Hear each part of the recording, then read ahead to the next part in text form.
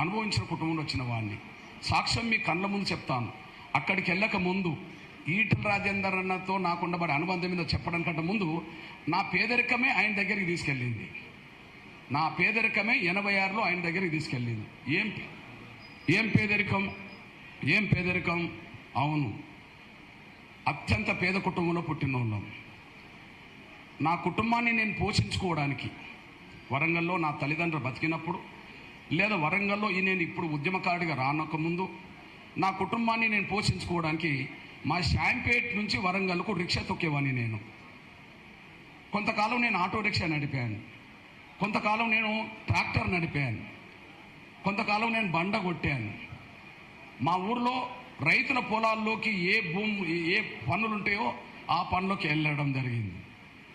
ఆ పనులకు వెళ్ళినప్పుడు కూడా మాకు నీళ్లు కావాలంటే వాళ్ళు చేతుల్లో పైనుంచి పోసేవాళ్ళు, కానీ కనీసం చెంబు కూడా మాకు ఇచ్చేవాళ్ళు కాదు. అట్లాంటి వ్యవస్థ పేదరికం మాకు తెలుసు. అట్లాంటి పరిస్థితుల్లో నేను రాళ్ళు కొట్టి బతికాను, కుటుంబాన్ని పోషించుకున్నాను, చెప్పులు కొట్టి రిపేర్ చేసుకొని బతికాము. ఆ నేపథ్యంలో కొన్ని సందర్భాల్లో పనులు లేనప్పుడు అప్పుడు అన్న ఉన్నది కోళ్ళ ఫారాలు ఉంటే ఆ కోళ్ళ ఫారాల్లో కోళ్ళ ఎరువులు ఎత్తేయడానికి నేను వారాలు నెలలు పడి అన్న పౌల్ట్రీ ఫామ్లో నేను పనిచేసిన ఉంది. ఇది మా అనుభవం. అన్న కోళ్ళ ఫారాలో నేను పనిచేశాను, ఎరువులు ఎత్తాను. నేను చెప్పుకోవడానికి బాధ ఏంది, సిగ్గేంది, వాస్తవమే కదా. నేను ఇప్పుడు 86 నుంచి పరిచయం అంటే అన్నకు నాకు అప్పుడు ఏం పరిచయం ఉంటుంది?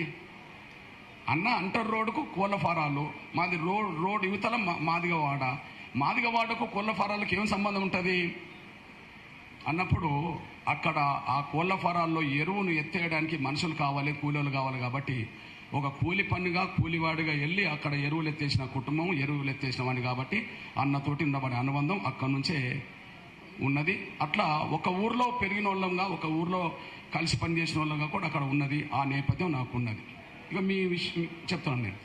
నాకు పేదరికం ఎంత ప్రభావితం చేస్తుందంటే, నేను బంగ్లాలో పుట్టలేదు, గడిలో పుట్టలేదు.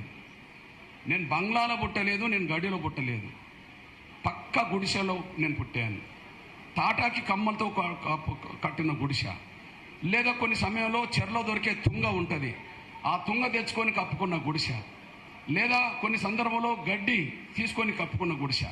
కానీ ఒక్కొక్కసారి ఎంత భయంకరమైన రాత్రులు ఎదుర్కొంటామంటే, మేము ఒక వర్షాకాలంలో లేదా బాగా గాలి దుమారం వచ్చినప్పుడు ఆ గుడిసె మీద ఉండబడే కమ్మలు, అంటే తాటి కమ్మలు ఎగిరిపోతుంటే, లేదా ఆ తుంగ ఎగిరిపోతుంటే, గుడిసె మీద గడ్డి ఎగిరిపోతుంటే, ఆ గుడిసె మీదకి ఎక్కి ఆ గుడిసెను, ఆ కమ్మలను ఒదిగి పట్టి అక్కడ రాళ్ళు పెట్టి, కొంత పెద్ద రాళ్ళు పెట్టి దానికి తాళ్ళు కట్టి గుడిసెని ఎగిరిపోకుండా, ఆ గడ్డి ఎగిరిపోకుండా గట్టిగా అదిమి పట్టడానికి ప్రయత్నం చేసిన కుటుంబంలో వచ్చిన వాడిని. ఇక వర్షం వస్తే మా బాధలు వర్ణనాతీతం. ఆ గుడిసె ఉరిస్తే, నీళ్ళు ఇంట్లోకి వస్తే, ఆ ఇళ్ళంతా తడిసిపోతే, ఎక్కడ పడుకోవాలో చోటు లేకపోతే పక్కకు ఎక్కడో ఒక మూలకు, ఆ గుడిసెలో ఒక మూలకు, నిట్టేడవతల మూలకు చాపలు గంతలు వేసుకొని నిద్రపోకుండా కూర్చొని గడిపిన రోజులు నాకు అనుభవం ఉన్నది. కాబట్టి పేదల బాధలంటే నాకు అర్థమవుతుంది, పేదల సమస్యలను పంచుకోవడానికి ప్రయత్నం చేస్తాను. ఈ నేపథ్యంలో ముందుగా ఎస్సీ వర్గీకరణ అంశం కూడా ఒక న్యాయమైన అంశం కాబట్టి పోరాటంగా మలసాల్సి వచ్చేసింది.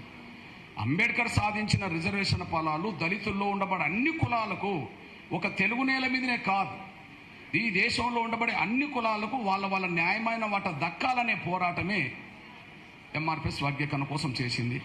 ఈ చేసిన పోరాటం తెలుగు నేల మీద అందరికీ తెలిసిందే. ఉద్యమాలు ముందుకు నడిపాం, కష్టాలు పడ్డాం, బాధలు పడ్డాం, జైలు పాలైనాం, నిర్బంధాలు ఎదుర్కొన్నాం. కొన్ని సందర్భాల్లో మా పిల్లల ప్రాణాలు కూడా కోల్పోయినాం.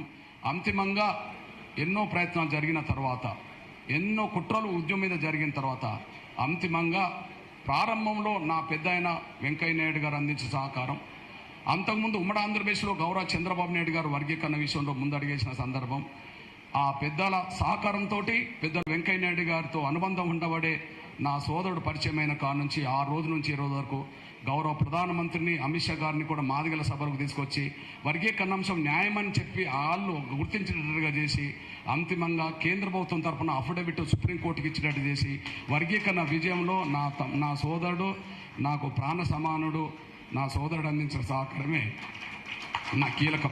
ఇది నేను ఎన్నడూ మర్చిపోను. ఇది వాస్తవం. ఇది వాస్తవం. అందువల్ల నా జాతి, నేను గౌరవ పెద్దలు నరేంద్ర మోడీ గారికి, అదే సమయంలో పెద్దలు అమిత్ షా గారికి, నా సోదరుడు కిషన్ రెడ్డి గారికి ఎప్పుడు మేము రుణపడి ఉన్నాం. ఖచ్చితంగా రుణం తీసుకునే ఏ సందర్భం వచ్చినా నేను రుణం తీసుకునే ప్రయత్నమే చేస్తాను. అది నా కండువ మారకుండానే. అర్థమైంది కదా? ఓకే, ఇదొక విషయం, అదైతే మారదు. కానీ రుణం తీసుకునే కాడ ఎప్పుడు వెనక అడిగేయం. ఈ విషయంలో ఏమి రాజీ కూడా ఉండదు. ఎవరేమనుకున్నా నేను ఎవరెవరికి రుణపడి ఉన్నానో, ఎవరెవరి రుణం తీసుకోవాలనో వాళ్ళందరికీ రుణపడి ఉన్న పద్ధతులను గుర్తుంచుకుంటాం. రుణం తీసుకునే ప్రయత్నం ఎప్పుడు అవకాశం వచ్చినా దాన్ని నిలబెట్టుకుంటాం, నిరూపించుకుంటాం. ఇది రెండో విషయం. ఇది ఎప్పుడు కూడా మర్చిపోదు. ఈ నేపథ్యంలో